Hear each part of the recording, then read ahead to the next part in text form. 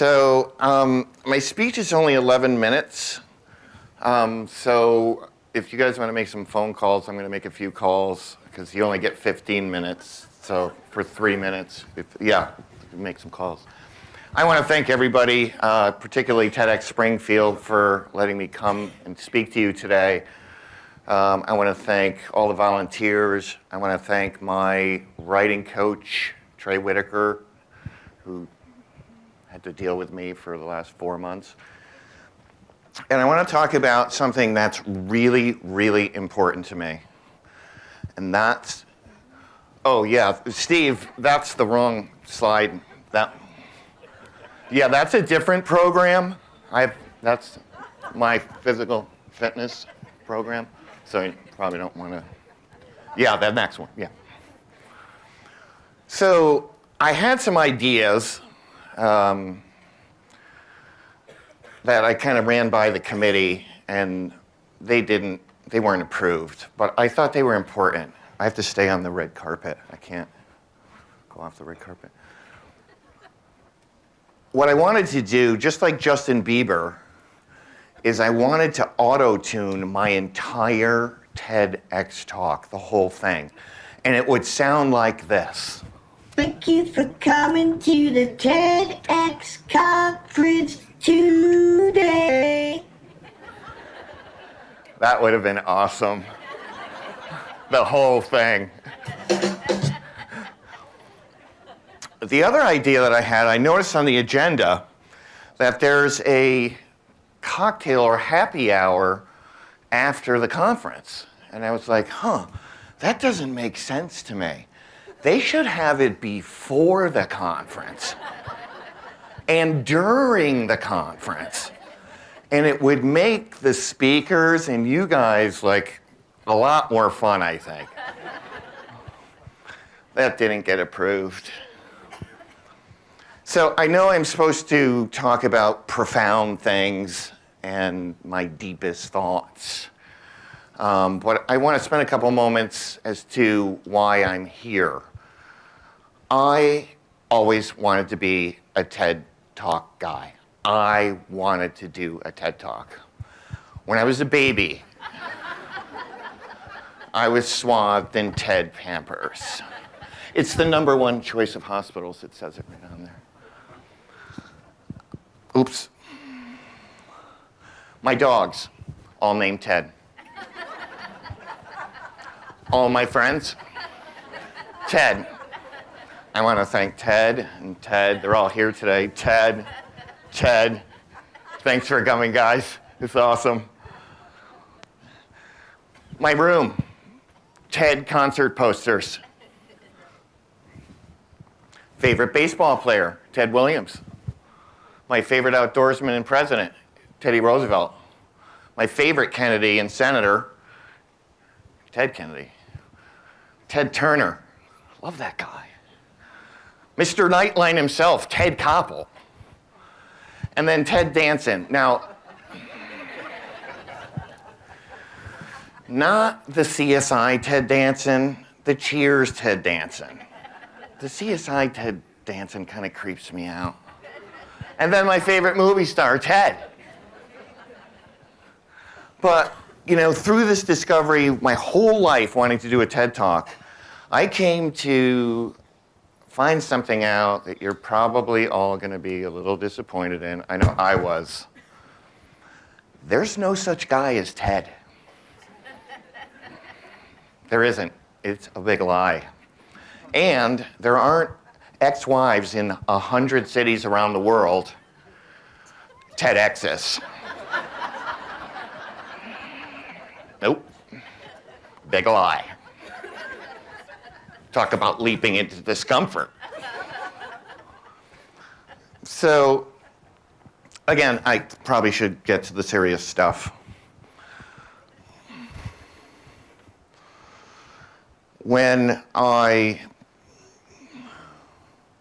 was about 6 or 7 years old, my dad showed me how to play a couple chords on the guitar. And that was it for me. That was it. I wanted to play the guitar. I would do anything to play the guitar. If I could play in front of my friends, my family, neighbors, didn't matter what it was, I would play the guitar. I think I knew like 2 songs, but it didn't matter. I wanted to play the guitar. But above all, I wanted this one guitar book. It was like a song book with like 50 songs in it, and I had to have it. So you can probably imagine that I was a little bit persistent as a kid, and if you have kids, you know the kind of kid I was, like, hey dad, hey dad, hey dad, can I get the book? Hey dad, you know, annoying. So one Saturday, my mother said to my dad, I need to get some milk. So my father looks at me, he says, get in the car. We have to go get some milk for your mother. I'm like, awesome, Saturday. I get to go get milk with my dad. So we go down the road, but instead of taking a left, he took a right. And I was like, what? And then he pulls into the music store, and I'm like, I'm gonna get the book. So we go into the store, he buys me the book, and I'm hugging it like it's made out of solid gold. And then we go to the grocery store. Now imagine, this is like 1966, 1967. And there was always a fundraising table outside in front of the grocery store. And we walked up to the store, and this very nice lady said to my father, would you like to donate $1 to help the mentally retarded?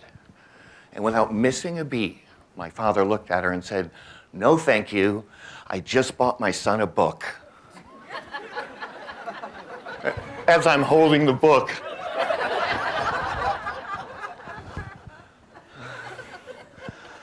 It took me about 15 minutes to realize that my father just insulted me.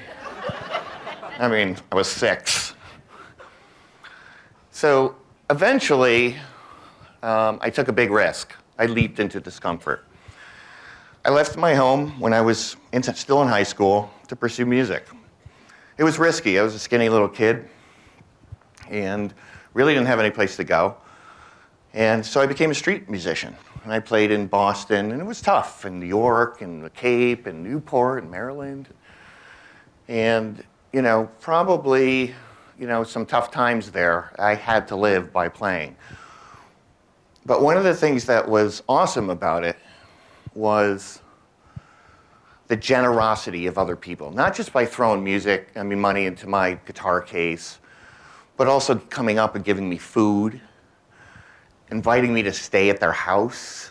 So, and I, as a homeless guy playing in the streets, I was never homeless.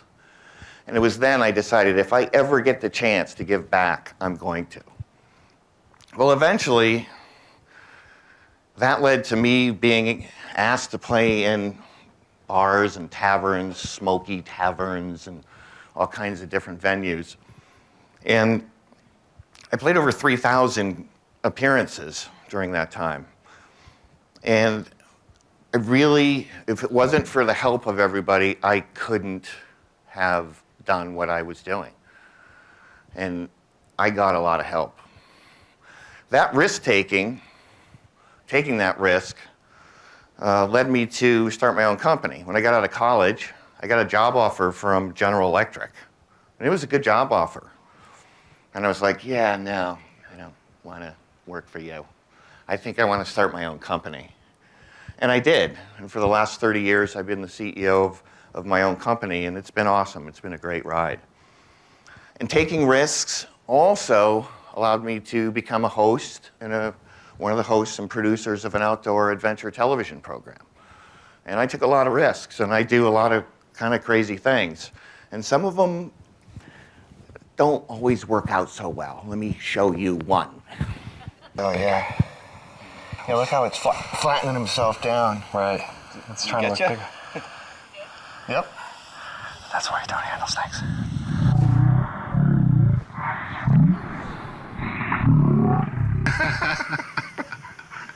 That's gonna leave him a scar.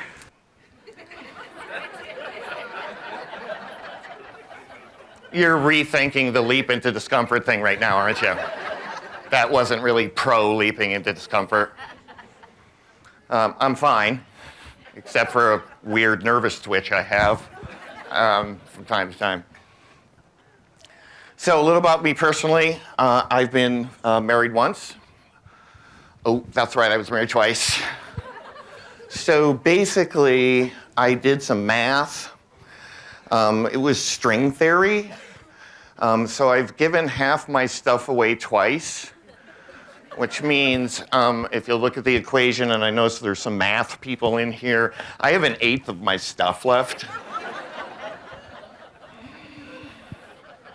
I think that's right. I'm not sure about that last line. But about 10 years ago, I met the most awesome woman in the world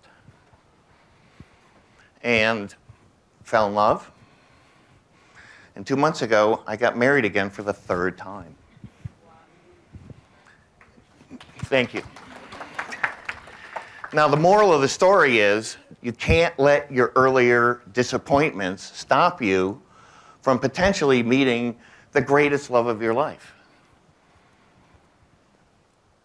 And she has more stuff than I do.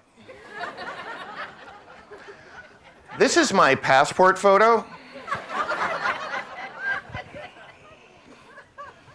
I love to make people laugh. I think you can figure that out. I will do anything to make people laugh. I mean anything. Yeah, that's me in a wedding dress. I'm a size 12, just in case you're wondering. I'm serious. I can keep going with this stuff. The pink bunny suit was really not good.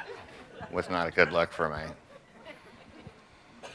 So really, one of the things I've done is a little bit about me, you know, and is I think, in my opinion, we have a mandate as a community. We really do.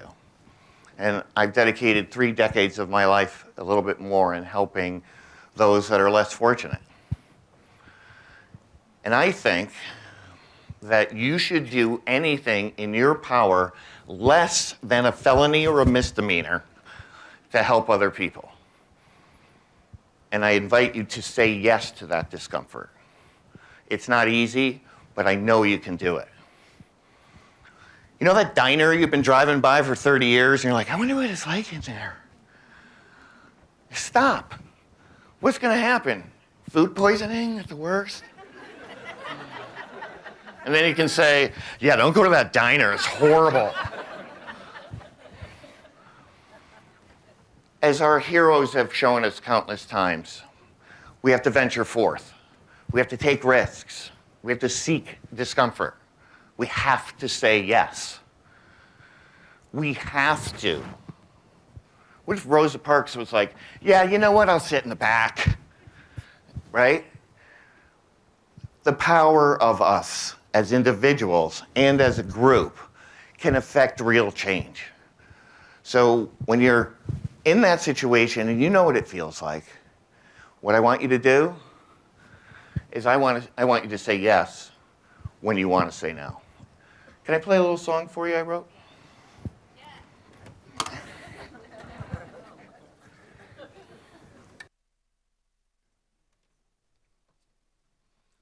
Shockingly, the name of the song is Say Yes When You Want to Say No. It's rock and roll.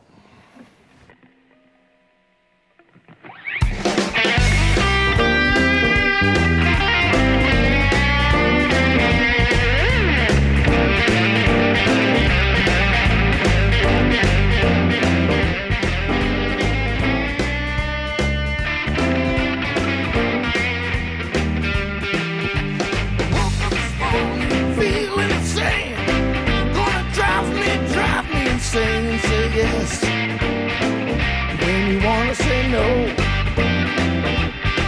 Don't know where to go. Say yes when you want to say no. Walking around feeling the blues. Walking around in the same old shoes. Say yes when you want to say no. Don't know where to go. Say yes when you want to say no. Say yes when you wanna say no. Say yes when you wanna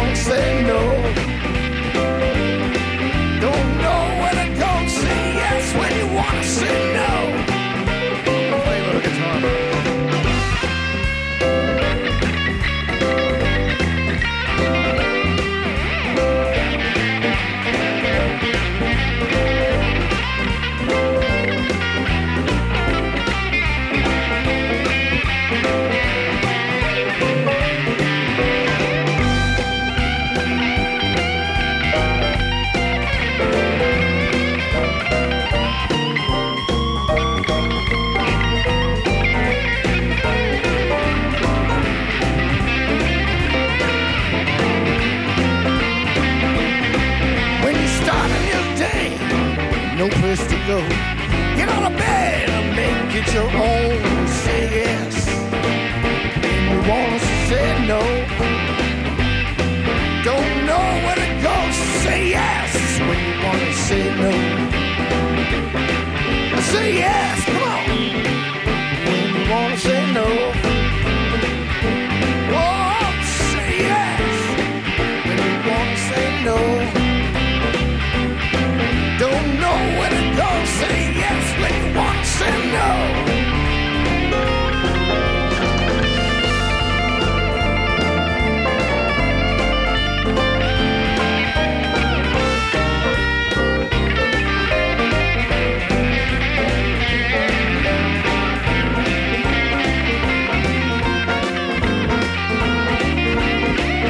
Say yes when you wanna say no. Oh, say yes, come on. When you wanna say no. Don't know where to go, say yes when you wanna say no.